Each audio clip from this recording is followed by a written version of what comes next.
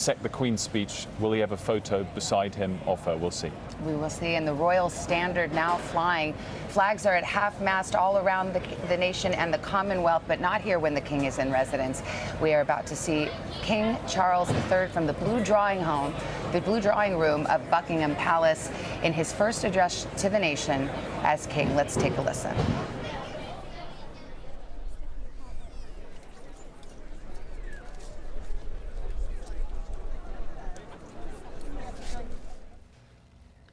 I speak to you today with feelings of profound sorrow. Throughout her life, Her Majesty the Queen, my beloved mother, was an inspiration, an example to me and to all my family. And we owe her the most heartfelt debt any family could owe to their mother, for her love, affection, guidance, understanding, and example.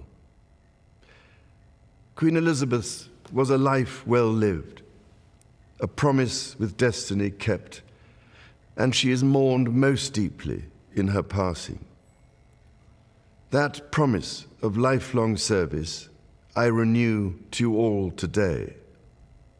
Alongside the personal grief that all my family are feeling, we also share with so many of you in the United Kingdom, in all the countries where the Queen was head of state, in the Commonwealth and across the world, a deep sense of gratitude for the more than 70 years in which my mother, as Queen, served the people of so many nations. In 1947, on her 21st birthday, she pledged in a broadcast from Cape Town to the Commonwealth to devote her life, whether it be short or long, to the service of her peoples. That was more than a promise.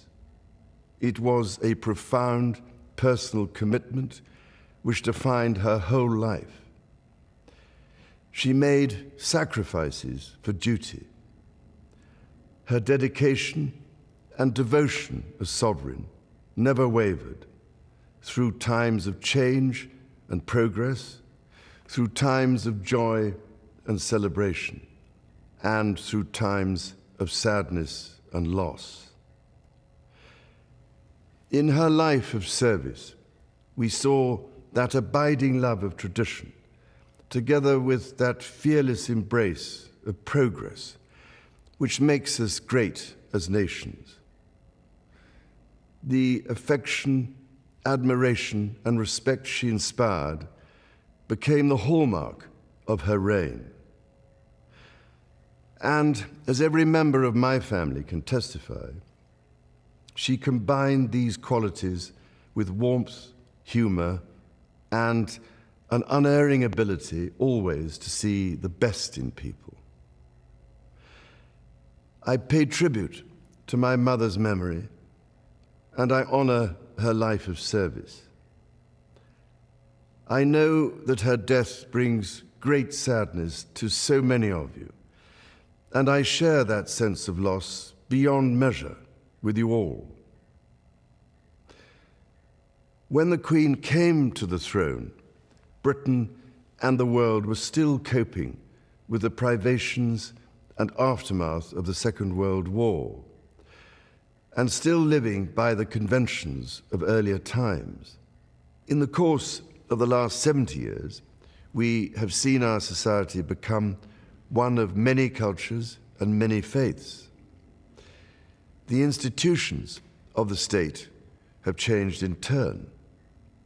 But through all changes and challenges, our nation and the wider family of realms, of whose talents, traditions, and achievements I am so inexpressibly proud, have prospered and flourished.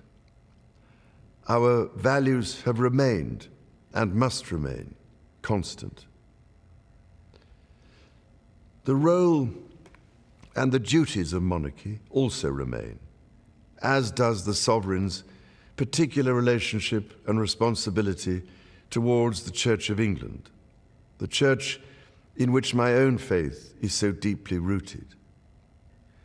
In that faith and the values it inspires, I have been brought up to cherish a sense of duty to others and to hold in the greatest respect the precious traditions, freedoms, and responsibilities of our unique history and our system of parliamentary government. As the Queen herself did with such unswerving devotion, I too now solemnly pledge myself, throughout the remaining time God grants me, to uphold the constitutional principles at the heart of our nation. And wherever you may live in the United Kingdom, or in the realms and territories across the world, and whatever may be your background or beliefs, I shall endeavor to serve you with loyalty, respect, and love, as I have throughout my life. My life will, of course, change as I take up my new responsibilities. It will no longer be possible for me to give so much of my time and energies to the charities and issues for which I care so deeply.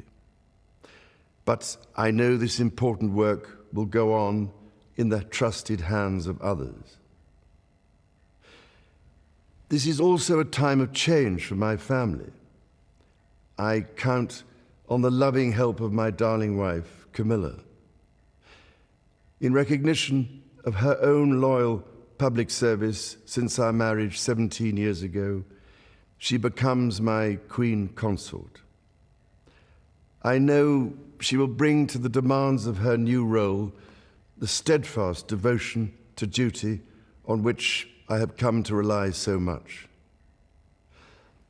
As my heir, William now assumes the Scottish titles which have meant so much to me.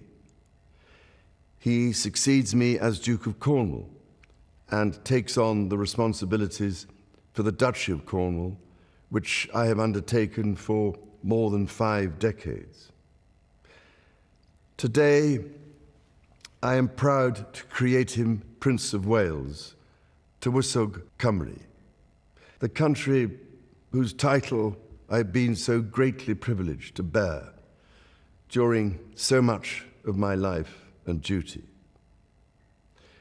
With Catherine beside him, our new Prince and Princess of Wales will, I know, continue to inspire and lead our national conversations, helping to bring the marginal to the centre ground, where vital help can be given.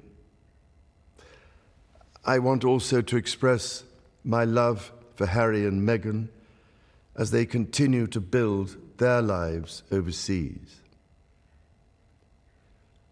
In a little over a week's time, we will come together as a nation, as a Commonwealth, and indeed a global community, to lay my beloved mother to rest. In our sorrow, let us remember and draw strength from the light of her example. On behalf of all my family, I can only offer the most sincere and heartfelt thanks for your condolences and support. They mean more to me than I can ever possibly express. And to my darling Mama, as you begin your last great journey to join my dear late Papa, I want simply to say this: thank you. Thank you for your love and devotion to our family and to the family of nations you have served so diligently all these years. May flights of angels sing thee to thy rest.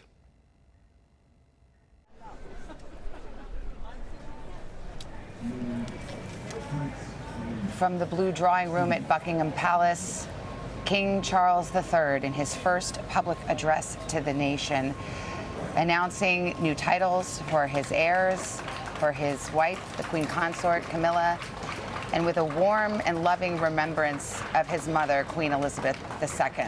I'm joined by Wilfred Frost, an NBC News contributor, here with me, and I'm so struck. I mean, there's a lot to talk about, but I don't know about you. I'm very struck by the emotional note that the King struck here for his mother. It was an homage to her resolute service over the years. He said it was a promise of destiny kept. But he had a warm remembrance of her personality, which she brought to the family, even referring to her as his darling mama. Oh, I was making notes. I was going to talk about all this very clear commitment to duty in the way he's pledged a life of service. But all of that, as well as those wonderful messages to his children, all of that was trumped by that final minute. I think he got a little bit teary during it. I was as well, personally, because he was remembering his mother, his dear mama, as you said, just so warmly and fondly, and said, as you begin this last journey, thank you. And we just heard applause with that slight delay, with the crowd hearing it to what we were listening to, break out as he said, may a flight of angels sing thee to thy rest. I was moved hearing that ending deeply. It was an extraordinary speech. As I said, it was a tribute to her service. He talked about what we spoke about earlier, that at 21 years old, her birthday, her saying, I pledge my life, whether it be long or short, to service of this nation. And King Charles picking up that mantle and saying, I do too. Absolutely. And interestingly, he did it kind of twice. Stealthily once towards the top, he talked about her lifelong service, and I renew that commitment today. And then, for quite a long time, 2 or 3 minutes, listed how wonderful and brilliant her service had been before making the pledge again himself. I think a clear hint there to everyone watching and listening that he intends to do his very best to emulate that commitment to service and duty himself. Well, the tone is so interesting. I want to bring in NBC News senior international correspondent Keir Simmons into this conversation as well. Keir, are you, like Wilfred and I, struck by that warm and personal tone the King struck in this speech? I am, Savannah. He needed to be personal, and at the same time he needed to speak for the nation, and he did. Everyone listening will have agreed with what he said and felt for him at the very same time, and he needed to weave together modernity and tradition. That is what his mother, Queen Elizabeth, did so well. And he did. He talked about her abiding love of tradition, but then talked, and this is something that matters a lot to him, he talked about the many faiths. Remember, he is the head of the Church of England, but to be open to many faiths is something he's always believed in. So to do that in this first speech as king, it sets out something like a manifesto, although of course he's not political. I also think that it was extraordinarily magnanimous and open-hearted to include Harry and Meghan in his speech, and to talking about them continuing to build their lives overseas. He needed to do that too. And so in less than 10 minutes, he has achieved an awful lot, I think. There is a long road ahead, Savannah, but this was the beginning, and I think it was a good beginning. I should mention, Keir, that this played and was broadcast across the UK, around the world indeed, but also inside the cathedral, where at this moment across town there is a prayer service and reflection underway. Dignitaries, the Prime Minister in attendance, and this speech was broadcast there as well. Earlier today, the incoming Prime Minister had an audience with the King here at Buckingham Palace, her first audience here at the Palace, and it just brings up and highlights the fact that this has been a week of extraordinary change. A new head of government and a new head of state, Keir. That's right. Change, it's extraordinary, and it's hard to take in, isn't it? You have to pinch yourself that you're looking not at Prince Charles, but at the new King of the United Kingdom. You have to pinch yourself that he is talking about his late mother, Queen Elizabeth II. You have to pinch yourself that William is now the Prince of Wales, that title that we, for so long, we have associated with Charles, now King Charles. It was a moving speech. He talked about his profound sorrow for his beloved mother and said that we owe her our heartfelt debt. And it is heartfelt, Savannah, and it's heartfelt by millions of people in this country and I think around the world. I want to bring in NBC News senior national correspondent Tom Yamas. He is in Edinburgh, Scotland for us, about 100 miles away from where the Queen passed at Balmoral Castle, her beloved home in the country. Her body will be moved to Edinburgh in the coming days, and it will give the public its first chance to pay their respects. Tom, a lot of tributes pouring in there as well. That's right, Savannah, because the long goodbye to Queen Elizabeth II starts right here in Scotland. As we report on this historical transition, the body of the Queen remains here at the Balmoral estate. Some have described it, as you mentioned, as the Queen's favorite residence. Some say it is so poetic that she spent her last day on Earth in the place she loved so much, her summer getaway, where she connected both with her family but also the outdoors, the majestic Scottish Highlands, and of course enjoying time with her corgis, her beloved dogs. Floral tributes have been placed outside the main gates there as people all across the UK and the world are starting to make their way to the many different palaces and castles. In the coming days, we are expecting for a hearse to transport the Queen's coffin from Balmoral here to Edinburgh to the official residence in Scotland known as Holyrood House. Today we were there as those that love the Queen left flowers and messages. We could possibly see the King and the rest of the royal family in Edinburgh for these events, but we are awaiting confirmation. Of course, those plans are very fluid.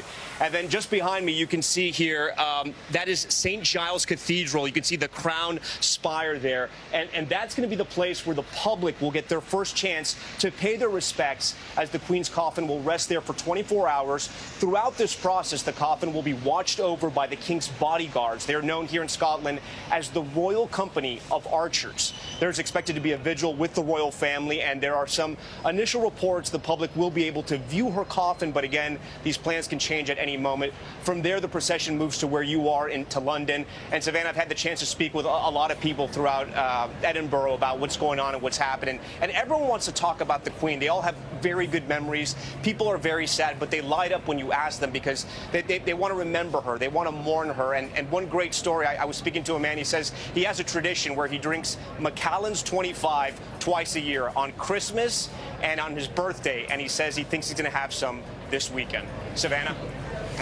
Tom, it's everywhere, this overwhelming sense of love and affection for this Queen. I heard from many people today who said, when asked, why are you here? Why did you come and lay flowers? They said, because my grandmother loved the Queen, because my grandfather stood and watched when King George's casket went by. There's a feeling of tradition. It's multi-generational. It really transcends all of the divisions that we're aware of in this moment. People gathered here to honor this Queen. Tom, thank you very much. And for a final thought, I turn to you, Wilfred. I mean, all of these things we've known for decades. There's an order of things. There's an heir to the throne. We know who it is. And yet it seems so seismic to have the Prince of Wales title now bestowed upon William and Kate, to have Camilla become the Queen Consort.